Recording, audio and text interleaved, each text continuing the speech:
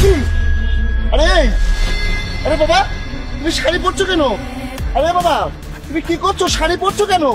আরে আমি তো বুঝলাম না, এই তো তুমি একটা ছোট বাচ্চা খেয়ে এসেছে। আরে এই ছেলেটা পাগল নাকি?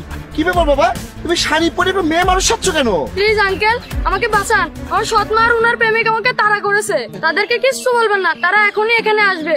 কি? আর কি হয়েছে আমাকে বলো তো বাবা। আমি আপনাকে সব বলবো, কিন্তু তাদেরকে এখনই কিছু বলবেন না। আরে কি হয়েছে আমাকে বলো। এই যে ভাই, বলছি এদিক দিয়ে একটা বাচ্চা ছেলেকে যেতে দেখেছেন? গেঞ্জি পরা ছিল। বাচ্চা ছেলে? না না আপু, আমি তো এরকম কোনো বাচ্চাকে দেখিনি। আচ্ছা, তাহলে এটাকে আর মুখ ঢেকে রেখেছে কেন? আরে ভাই, সে আমার বোন, তার সাথে আপনার কি কি করতে হবে? আপনারা এখান থেকে যান আর আপনাদের কাজ করুন, যান। আচ্ছা, সে যদি আপনার বোন হয় তাহলে তার মুখ দেখান। এই, আমার বোনের মুখ আপনাকে দেখাতে হবে কেন? যান এখান থেকে। কত বড় সাহস, আমার বোনের মুখ দেখবে, ভাইয়ের সামনে বোনের সাথে বেয়াদবি করবে। এই, যান এখান থেকে। হ্যাঁ হ্যাঁ যাচ্ছি, এত চিৎকার করছেন কেন? আরে বেশি কথা বলেন না তো, যান এখান থেকে। হ্যাঁ বাবা, এখন তুমি বলো, কেন এসব করছো? তুমি এভাবে রাস্তার মধ্যে থেকে আমার বউয়ের জন্য নেওয়া নতুন শাড়ি এভাবে খুলে ফেললে? আঙ্কেল, সে আমার সৎ মা। সে আমাকে ছোটখাটো বিষয়ে খুব মারধর করে, আর আজও আমাকে ছোট একটা বিষয় নিয়ে মেরেছে। এই যে দেখুন। তারপর তার প্রেমিকের সাথে প্ল্যান করে আমাকে মেরে ফেলতে চেয়েছিল। আমি আমার জীবন বাঁচিয়ে এখানে পালিয়ে এসেছি।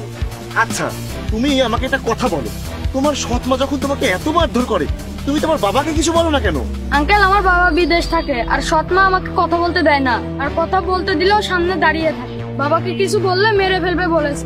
দেখেন তারা আমাকে আজ কত মেরেছে, এমন অনেক চিহ্ন আমার শরীরে আছে। দয়া করে আমার জীবনটা বাঁচান। এখন যদি আমি তাদের কাছে যাই, তারা আমাকে মেরে ফেলবে। দয়া করে আমার জীবন বাঁচান।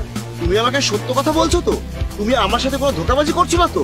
আঙ্কেল, আমি মিথ্যাবাদী নই। আমি কেন মিথ্যা কথা বলবো? আর এই দাগগুলো কি মিথ্যা? তারা আমাকে খুব কষ্ট দিচ্ছে। আঙ্কেল, প্লিজ আমাকে বাঁচান।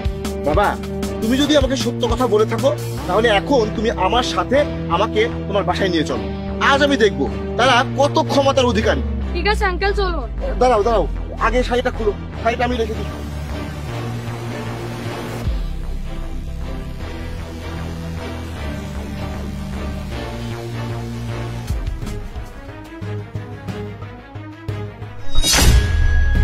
আরে আপনি এখানে? আর নীরব তুই, কি হচ্ছে এসব? এখানে নাটক করার কোনো দরকার নেই, ভিতরে চলুন। প্রথমে তাকে শুয়ে রাখেন, আপনারা তার গায়ে হাত তুলে উপভোগ করছেন। এই, এটা কিসের নাটক হচ্ছে? আর তুই এই লোকটাকে বাসায় নিয়ে এসেছিস কেন?